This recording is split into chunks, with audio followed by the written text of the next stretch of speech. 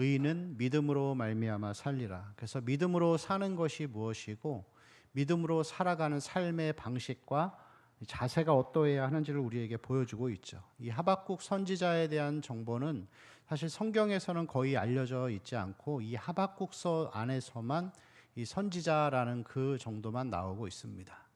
하박국서는 짧게 3장으로 기록되어 있는데 이 세 단락이죠. 첫 번째는 1장 1절, 그래서 이 하박국서의 표제, 서론이라고 할 수 있습니다.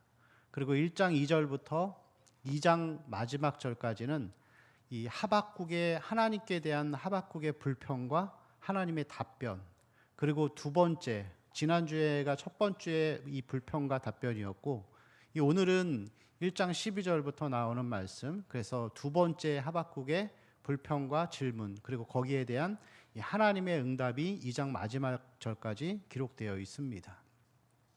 이 하박국서의 내용은 이 다른 선지서의 내용과는 조금 다른데, 다른 선지서에서 나오는 선지자들은 하나님의 이 의로우심과 이 긍휼을 주로 선포하는 일을 많이 했습니다. 선포하고 일방적으로 하나님은 이런 분이시다, 너희에게 이렇게 행하시겠다라면서 하나님을 선포하는, 하나님의 영광을 선포하는 그런 일들을 했었는데, 이 하박국서에서는 이 하박국 선지자가 물어보죠. 질문을 하는 거예요.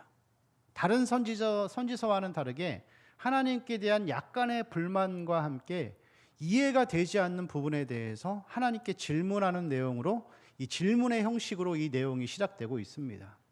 그래서 우리가 지난주에 봤었던 2절부터 11절까지의 말씀에서는 이런 질문을 하는 거죠. 하나님, 왜 악인들이 자기들 마음대로 살고 사람들 괴롭히고 사는데 왜 주님 그냥 놔두십니까? 이제 그런 질문을 했죠. 거기에 대해서 하나님이 이제 답변을 하시죠. 바벨론이라는 나라를 일으켜서 너희들 싸그리 내가 다 전멸시켜버리겠다. 그래서 여러분, 사실 하박국 선지자가 하나님께 원한 것은 전쟁이 아니었죠. 전쟁이 아니고 그냥 그 사회 안에서, 이 이스라엘이라는 국가 안에서 이 잘못된 행동을 하고 있는 이 위정자들이나 혹은 사회 지도자들, 그리고 불법을 행하는 사람들에 대한 하나님의 사회적인 개혁을 원했던 거예요. 굳이 전쟁을 일으켜가면서 죄 없는 사람들까지 다 고통받는, 이제 그것을 이 하박국 선지자가 원한 것이 아니었죠.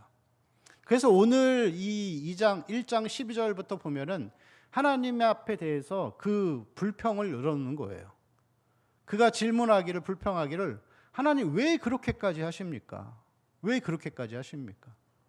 내가 원한 것은 사회적인 개혁인데 왜 굳이 하나님 전쟁을 일으키셔서 나라를 심판하고 나라를 없애버리는 그런 좀 무지막지한 그런 일들을 하는 것을 보게 되는 거죠.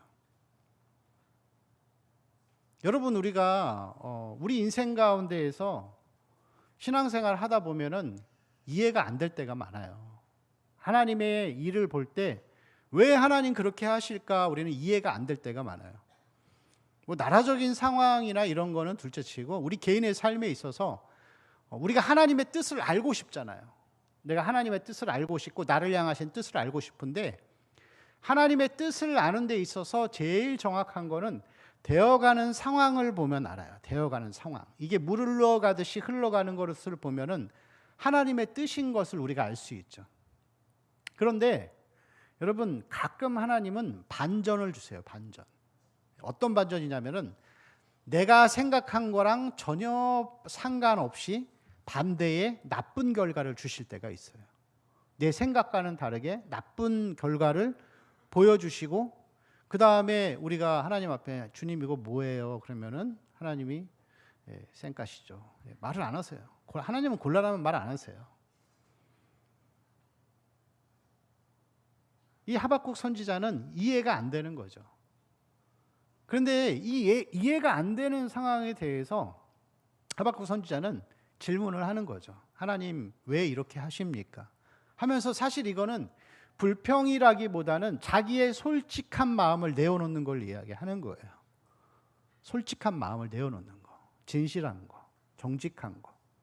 여러분, 정직과 진실, 그러면 뭐죠? 우리는 대부분 이 정직과 진실을 물질의 개념에 많이 맞출 때가 있어요. 뉴스에 나오는 것들 보면은 이 정치인들 그리고 무슨 공직자들이 뇌물 받았습니까? 물어볼 때 100% 다 안 받았다고 얘기를 하잖아요. 자기의 잘못을 인정하지 않는 거예요. 자기가 했던 행동들을 감옥 갈 게 뻔하면은 절대로 얘기하지 않는 거. 우리는 거기에 대해서 이 정직하고 이 진실함을 우리가 이야기를 하죠. 근데 여러분 사실 이 오늘 말씀을 보면은 이 하박국 선지자를 보면서 우리가 마음의 정직과 진실을 가져야 할 것을 우리에게 보여주고 있는 거예요.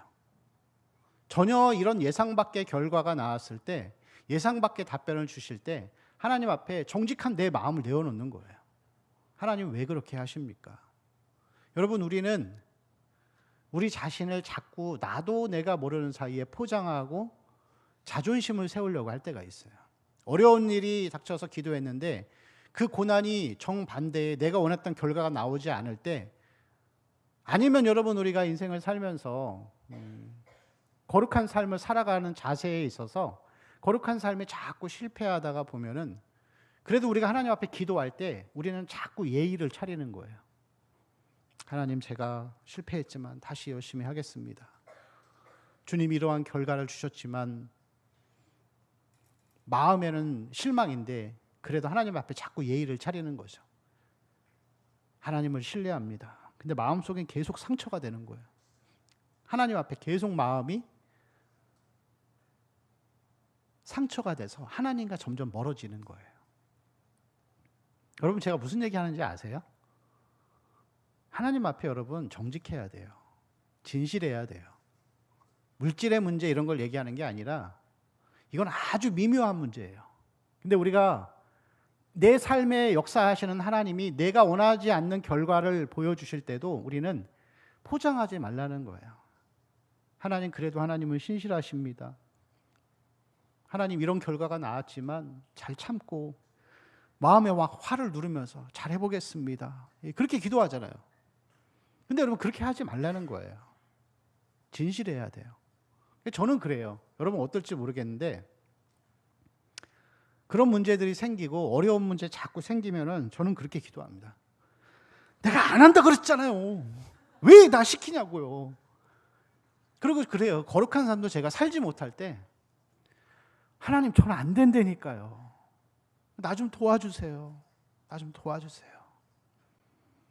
내 한계를 인정하고 솔직하게 말씀을 드려야 돼요. 하나님, 전 쓰레기예요. 그리고 그 가운데 우리는 그 멀리 계시는 예수 그리스도를 보게 됩니다. 우리가 자꾸 하나님 앞에 그러한 것들을 자꾸 포장하고 정직해지지 않는 모습은 옳지 않죠. 여러분, 우리 공동체 가운데에서 우리 청년들 서로 만나가지고 내 마음 다 터놓고 속 얘기까지 다 할 수 있는 그런 지체들이 있나요? 서로에게? 그게 없다면은 우리 안에서 하나님과의 정직과 진실의 모습이 부족하다라는 것을 보여주는 거예요. 하나님 앞에 정직해야, 진실해야 지체하고도 그렇게 힘이 되고 위로와 격려가 될 수 있는 그런 모임을 가질 수 있는 것이죠. 여러분, 하나님 앞에 우리의 마음의 진실함을 드러냈으면 좋겠습니다. 이 하박국 선지자가 그랬던 것처럼 그냥 단순히 불평이 아니라 하나님 왜 그렇게 하시나요? 하면서 하나님 앞에 우리의 정직함을 우리 드러내는 우리 청년들이 되기를 축원합니다. 오늘 말씀을 보면 특별히 이 하박국 선지자의 불평은 두 가지로 나눠집니다. 하나는 왜 악인을 그냥 두십니까? 왜 악인들이 자기 마음대로 살아가는데 잘 되게 그냥 놔두십니까? 그리고 또 한 가지의 질문은 그거죠. 왜 거룩하신 하나님이 굳이 이 죄를 진 걸로 치면은 바벨론 사람들보다는 이스라엘 사람들이 자기 민족이 그나마 좀 양반이죠. 좀 덜 악한 거예요. 조금 덜 악한 사람인데 굳이 왜 하나님은 더 악한 자들을 통해서 이 선한, 그나마 비교적 선한 우리 백성들을 벌하십니까? 왜 굳이 전쟁까지 일으키십니까? 하면서 거기에 대해서 이렇게 약간의 불평을 섞인, 원망이 섞인 이제 그런 이 질문을 하는 것을 볼 수 있습니다. 여러분, 그런데 우리 12절 말씀 다시 같이 읽어볼까요? 시작. 선지자가 이르되 계시지 아니하시니까 우리가 사망에 이르지 아니하리이다. 여호와여, 주께서 심판하기 위하여 그들을 두셨나이다. 반석이시여, 주께서 경계하기 위하여 그들을 세우셨나이다. 아멘. 자, 12절 말씀을 보면은 그가 하나님을 표현하는데 그냥 단순히 불만을 얘기하는 게 아니라 하나님을 표현할 때 여호와 하나님, 그렇게 여호와 나의 하나님이요, 그리고 나의 반석이시여, 이렇게 표현하는 것을 볼 수가 있습니다. 그는 이 하박국은 하나님의 하시는 일에 대해서 이해가 안 되는 부분들이 있지만 그래도 여호와 나의 하나님, 나의 반석, 피난처이신 하나님을 신뢰하는 마음 가운데에서 질문을 하는 거예요. 여러분, 우리가 하나님과의 관계에 있어서 이해가 되는 것보다 사실 이해가 안 되는 게 더 많아요. 신앙생활 하면 할수록 더 어려워져요. 뭐 그런 질문들이 있잖아요. 예? 하나님은 모든 사람들이 다 구원받기를 원하신다고 분명히 성경에 기록되어 있는데 실상으로는 전 세계 인구의 10분의 1도 구원 못 받을 거예요. 그 모순이잖아요. 근데 거기에 대해서 우리가 그래도 하나님은 우리 안에서 신실하시다라는 그 전제 아래에서 하나님 앞에 질문을 드리고 생각을 해야 되는 거예요. 여러분, 세상 사람들이 이 교회를 향하여서 얘기할 때 그런 불만들이 있어요. 하나님에 대한 마음속에 적대감이 있는 거예요. 그러면 그렇게 착하게 살았던 이 도덕주의자들도 다 지옥 가냐? 그럼 이 땅에 기독교가 들어오기 전에 옛날에 선하게 살았던, 나라를 구했던 이순신 장군 같은 사람도 다 지옥 가냐? 다 지옥 가요. 근데 이 기본적으로 이런 질문을 세상 사람들이 왜 하냐면은 하나님에 대한 적대감이 있는 거예요. 적대감이 있는데 우리는 거기에 대해서 동조하면은 안 되고 이 하박국 선지자가 했던 것처럼 여호와 나의 하나님, 나의 반석 대신 하나님을 변호하고 변증하는 입장에 서 있어야 되는 거죠. 반대의 입장에. 그래서 그것을 이 신정론이라 그래요. 신정론. 하나님을 반대하고 적대하는 사람들을 향하여서 하나님을 변호하려고 하는 자세를 신정론이라 그러고 또 때로는 신의론이라고 합니다. 이 신의론이라는 것은 이 신은 데오스, 하나님이고 의는 니케라고 해서 그것은 의로우심, 하나님의 의로우심을 이 변호하는 그런 자세라고 할 수가 있습니다. 여러분, 우리가 성경을 볼 때에 이해가 안 되지만, 하나님의 방식이 이해가 안 되지만 그래도 하나님은 나의 여호와 하나님. 여러분, 여호와라는 뜻이 무슨 뜻인지 알죠? 언약의 하나님, 사람과 관련될 때만 여호와라는 표현을 하세요. 함께 하시는 하나님, 언약의 하나님. 그리고 반석이라는 것은 이 피난처라는 의미. 그래서 이 하박국 선지자가 그랬던 것처럼 이해가 안 돼도 하나님을 신뢰하는 입장에서 믿음으로 받아들이는 거예요. 여러분, 신앙은 이성으로 하는 게 아니라 믿음으로 하는 거예요. 믿음으로. 우리가 신앙생활 하다 보면은 이해가 안 되는 부분이 많아요. 성경을 봐도 이해가 안 되는 부분이 많아요. 근데 여러분, 어떻게 아메바가 사람의 생각을 알 수 있겠어요?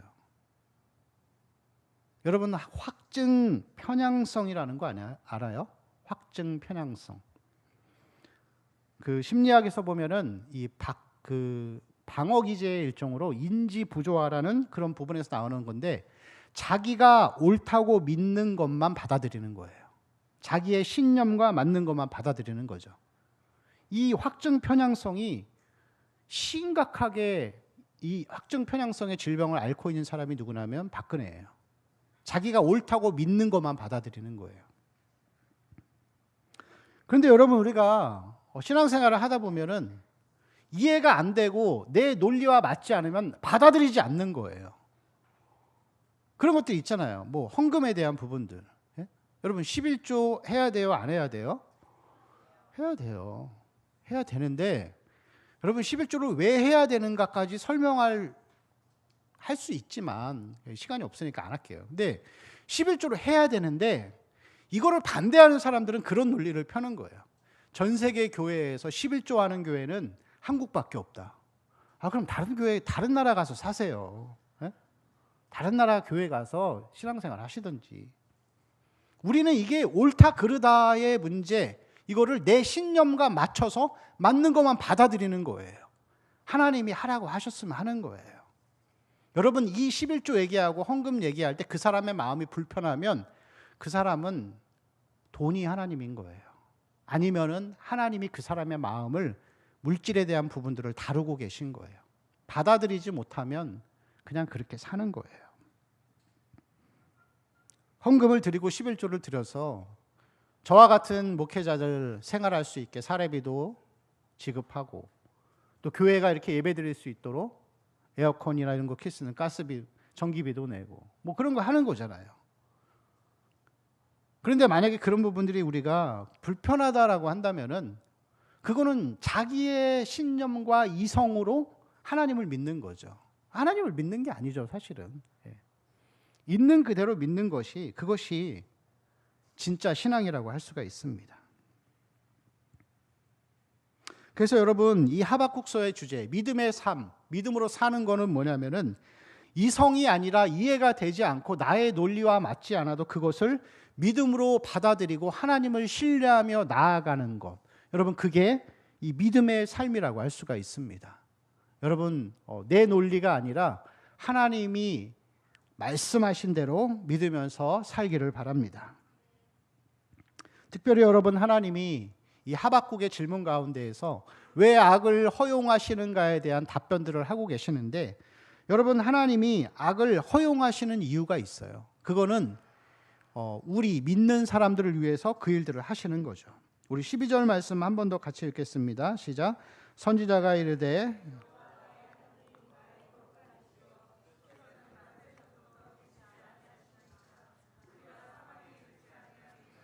여호와여, 주께서 심판하기 위하여 그들을 두셨나이다. 반석이시여, 주께서 경계하기 위하여 그들을 세우셨나이다. 아멘.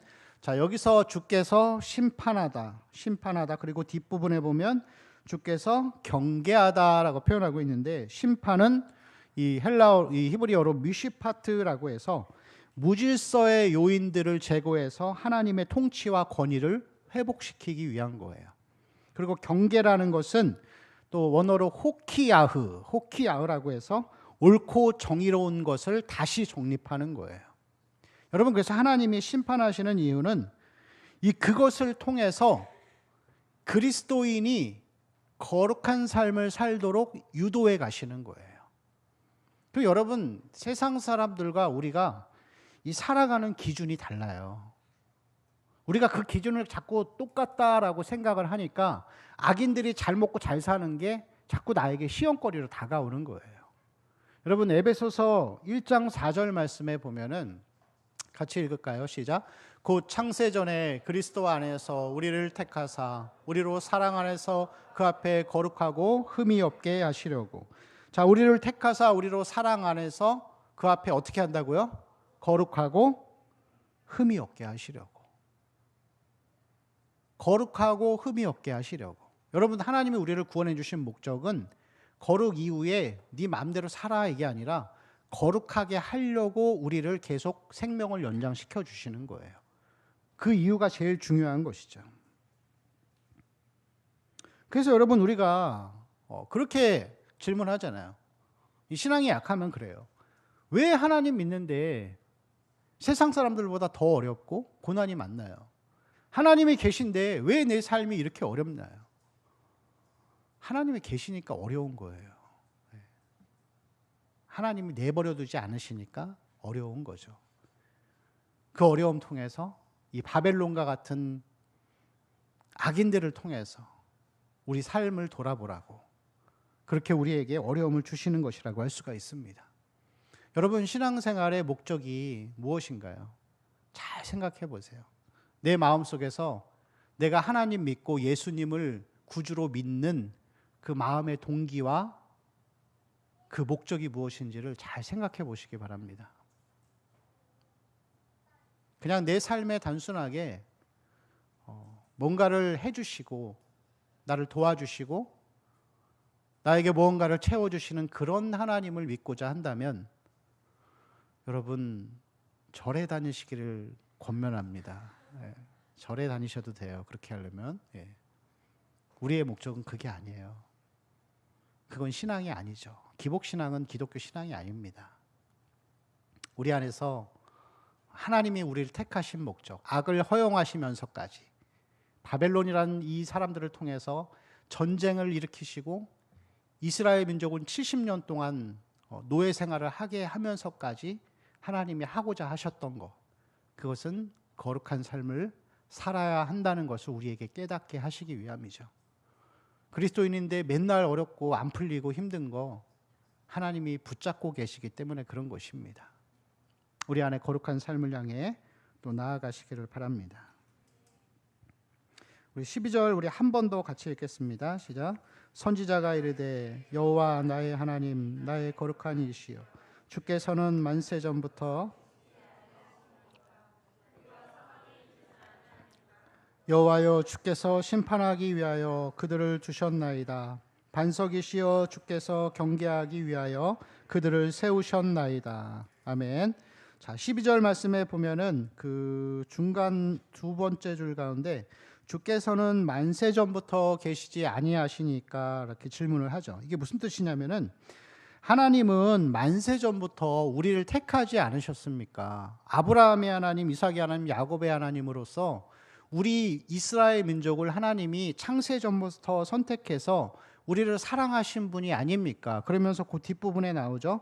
우리가 사망에 이르지 아니하리이다. 하박국이 원한 것은 사회적인 개혁이지 악을 통한 하나님의 심판으로 전쟁이 나는 게 아니었어요. 그래서 이 하박국 선지자가 마음이 답답한 거죠. 실제로 20년 후에 이스라엘이 멸망을 당합니다. 바벨론에 의해서. 그런데 이 사람들이 얼마나 악하게 이스라엘을 그 공격을 했는지 그 뒤에 14절에서 15절 말씀 우리 같이 읽을까요? 시작. 주께서 어찌하여 사람을 바다의 고기 같게 하시며 다스리는 자 없는 벌레 같게 하시나이까. 그가 낚시로 모두 낚으며 그물로 잡으며 투망으로 모으고 그러고는 기뻐하고 즐거워하여. 자, 이렇게 비유를 하는데 이 사람을 바다의 고기 같게 하고 이 벌레 같게 한다는 거예요. 그래서 이 영어 성경을 보면은 바다의 고기 혹은 벌레를 바다 속에 있는 벌레, 생물체로 표현을 해요. 그게 뭐냐면은 갈대아인들이 이스라엘 백성들을 이게 전쟁을 일으켜서 공격을 하는데 이 그물이나 투망이나 혹은 이 낚싯대로 이 고기를 잡고 여러 가지 뭐 바닷속에 있는 해산물을 잡아가지고 그거를 다 잔인하게 죽인다, 사람 취급도 안 한다, 그렇게 이야기를 하는 거예요. 여러분 혹시 낚시 좋아하시나요? 네, 제가 낚시를 많이 했었습니다, 옛날에. 근데 낚시를 하다 보면은 이렇게 막 고기를 막 잡잖아요. 근데 이 낚시를 해서 이 바늘을 해서 고기를 잡다 보면 이 고기가 이 먹이를 먹잖아요. 먹이를 먹고 나오면은 이 입에 걸려서 나오거든요. 근데 가끔 막 눈에도 끼고 막 그래요. 그럼 얼마나 잔인해요. 그거 보고 있으면. 근데 여러분, 이 갈대아인들이, 바벨론 사람들이 이스라엘을 그렇게 취급을 하는 거예요. 그래서 실제로 이 열왕기하 25장에 보면은 어떻게 하냐면은 그 갈대아인들이 쳐들어와 가지고 예루살렘을 둘러싸는 거예요. 둘러싸고서 그 성 전체를 아무도 들어가거나 나가지 못하게 토성을 쌓아버려요. 그럼 여러분 가둬버리면은 먹을 게 없잖아요. 뭐 며칠, 몇 주는 견딜 수 있어도 외부로부터 이 식량이 공급되지 못하고 그러니까 먹을 수가 없는 거예요. 그래서 이 성경 내용을 보면은 그런 내용들이 있어요. 자식을 잡아먹는 거예요. 가위바위보 해가지고 야, 오늘은 니네 집 아들 데리고 와. 삶아 먹는 거예요. 충격적이잖아요, 여러분. 그리고 여러분 그 열왕기하 25장에서 보면은 그 마지막 왕 시드기야, 이 시드기야가 있는데 시드기야 왕 앞에서 이 시드기야의 아들들을 잔인하게 죽이는 거예요. 여러분 생각해 보세요. 자식이 죽는 거를 부모가 본다고 있을 수 없는 일이죠. 그 자식들을 다 죽인 다음에 이 시드기야를 두 눈을 빼버리고 끌고 가는 거예요. 사람으로서 할 수 없는 그런 잔인한 일들을 하는 거죠. 근데 여러분 그렇잖아요. 이스라엘 백성들이 만약에 200만 명 정도 된다고 생각하면은 200만 명이 다 죄짓고 살았어요? 그건 아니죠. 그 중에는 갓 태어난 아기도 있을 것이고 여인네들도 있었을 거예요. 근데 다 고통받는 거예요. 몇 명이 죄를 지었는데 전부가 다 고통받는 거예요.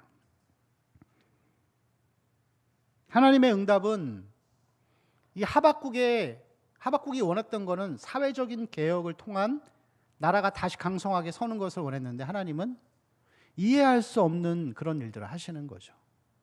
그리고 끌려가서 70년 동안 고통스럽게 살고 또 심지어는 그 끌려가서 그곳에서 이 이스라엘 자손들이 또 자녀들을 낳았을 거 아니에요.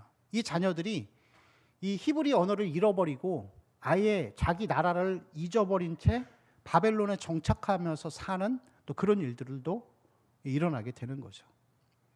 여러분 우리가 신앙생활하면서 믿음의 삶을 산다는 것은 이 영적인 전체성, 공동성을 우리가 항상 인식하고 살아야 되는 거예요. 여러분 하나님이 왜 전쟁을 허용하시죠? 전쟁 나면은 나쁜 사람들만 벌 받는 거 아니잖아요. 뭐 요즘에 막 그런 정세가 불안하고 뭐 그런 말싸움도 계속 하고 있잖아요.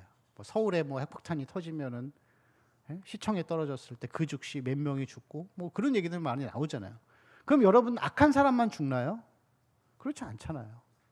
착하게 사는 사람도 죽고 저 같은 목사도 죽을 거고 여러분 같은 청년들도 많이 죽을 거예요. 다치거나 죽거나. 그럼 여러분 하나님 부당하신가요? 그게 아니죠. 하나님은 이 한 국가를 넘어서 지구 전체를 하나의 공동체를 묶어 놓으신 거예요. 그리고 연대 책임을 우리에게 항상 물으시는 거예요. 여러분 군대 가면은 이 소대 안에서 한 명이 잘못하면은 다 벌 받아요. 훈련소 같은 데 가면. 전우라 그러잖아요. 근데 여러분 교회도 그런 거예요. 가정도 그렇죠.